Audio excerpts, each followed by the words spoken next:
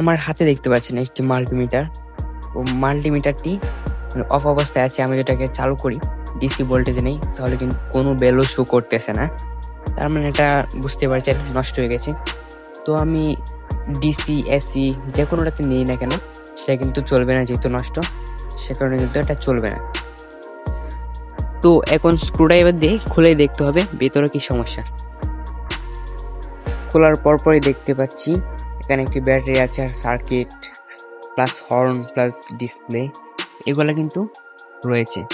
তো আপনাদের যাদেরই মানে এরকম সমস্যা হয়ে থাকবে, তখন আপনারা সর্বপ্রথম ব্যাটারি চেক করে দেখবেন। মানে ব্যাটারিতে এই সমস্যা বেশি হয়ে থাকে আর কি, যে কারণে বলছি আপনাদেরকে। মানে এরকম সমস্যা হলে আপনারা ব্যাটারি চেক করবেন আগে, তারপর তারপর অন্য পার্টসগুলো চেক করে দেখবেন। সর্বপ্রথম আমি ব্যাটারি চেক করে দেখছি। দেখতে পাচ্ছেন একটি মোটর লাগিয়েছি, মোটরটি কিন্তু ঘুরছে না। তার মানে ব্যাটারিটি অবশ্যই নষ্ট হয়ে গেছে, যে কারণে কিন্তু আমাদের মেশিনটা চলছে না।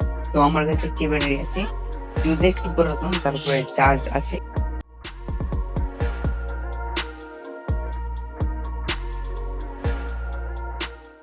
এখন দেখতে পাচ্ছেন লাগিয়ে দিয়েছি। এখন ডিসপ্লে দিয়ে দেখি চলে কি। দেখতে পাচ্ছেন ডিসপ্লে কিন্তু ভ্যালু শো করতেছে, তার মানে ব্যাটারিতে সমস্যা ছিল এবং অন্য একটা ব্যাটারি লাগিয়েছি। দেখতে পাচ্ছেন এখন খুব সুন্দর করে সবগুলার ভ্যালু ঠিক মতো উঠতেছে। এসি ডিসি সবগুলার ভ্যালু ঠিক মতো উঠতেছে।